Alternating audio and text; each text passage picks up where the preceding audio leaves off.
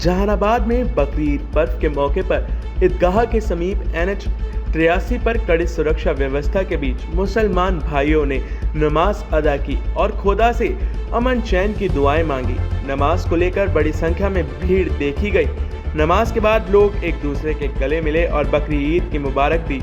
वहीं मुस्लिम समाज के घरों में पर्व को लेकर खासा देखने को मिल रहा है। बच्चों से लेकर बुजुर्ग तक पर्व की खुशियां मना रहे हैं।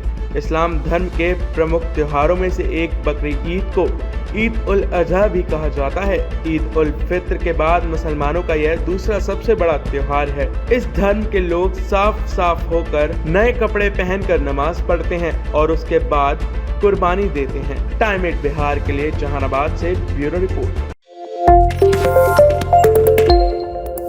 जहानाबाद में बकरीद पर्व के मौके पर ईदगाह के समीप NH 83 पर कड़ी सुरक्षा व्यवस्था के बीच मुसलमान भाइयों ने नमाज अदा की और खुदा से अमन चैन की दुआएं मांगी। नमाज को लेकर बड़ी संख्या में भीड़ देखी गई।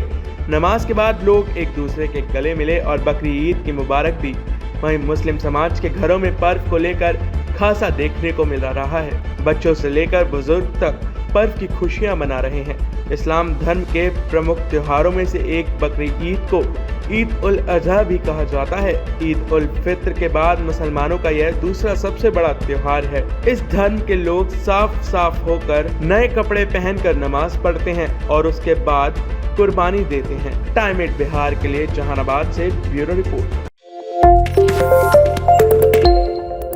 जहानाबाद में बकरीद पर्व के मौके पर ईदगाह के समीप NH 83 पर कड़ी सुरक्षा व्यवस्था के बीच मुसलमान भाइयों ने नमाज अदा की और खुदा से अमन चैन की दुआएं मांगी। नमाज को लेकर बड़ी संख्या में भीड़ देखी गई। नमाज के बाद लोग एक दूसरे के गले मिले और बकरी ईद की मुबारक दी। वहीं मुस्लिम समाज के घरों में पर्व को लेकर खासा देखने को मिल रहा है। बच्चों से लेकर बुजुर्ग तक पर्व की खुशियां मना रहे हैं। इस्लाम धर्म के प्रमुख त्योहारों में से एक बकरी ईद को ईद उल अजहा भी कहा जाता है। ईद उल फित्र के बाद मुसलमानों का यह दूसरा सबसे बड़ा त्योहार है। इस धर्म के लोग साफ साफ होकर नए कपड़े पहनकर नमाज पढ़ते हैं और उसके बाद कुर्बानी देते हैं। टाइम 8 बिहार के लिए जहानाबाद से ब्यूरो रिपोर्ट। जहानाबाद में बकरीद पर्व के मौके पर ईदगाह के समीप NH 83 पर कड़ी सुरक्षा व्यवस्था के बीच मुसलमान भाइयों ने नमाज अदा की और खुदा से अमन चैन की दुआएं मांगी। नमाज को लेकर बड़ी संख्या में भीड़ देखी गई। नमाज के बाद लोग एक दूसरे के गले मिले और बकरी ईद की मुबारक दी।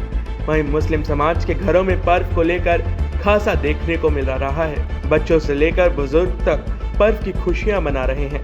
इस्लाम धर्म के प्रमुख त्योहारों में से एक बकरी ईद को ईद उल अजहा भी कहा जाता है। ईद उल फित्र के बाद मुसलमानों का यह दूसरा सबसे बड़ा त्योहार है। इस धर्म के लोग साफ साफ होकर नए कपड़े पहनकर नमाज पढ़ते हैं और उसके बाद कुर्बानी देते हैं। टाइम 8 बिहार के लिए जहानाबाद से ब्यूरो रिपोर्ट।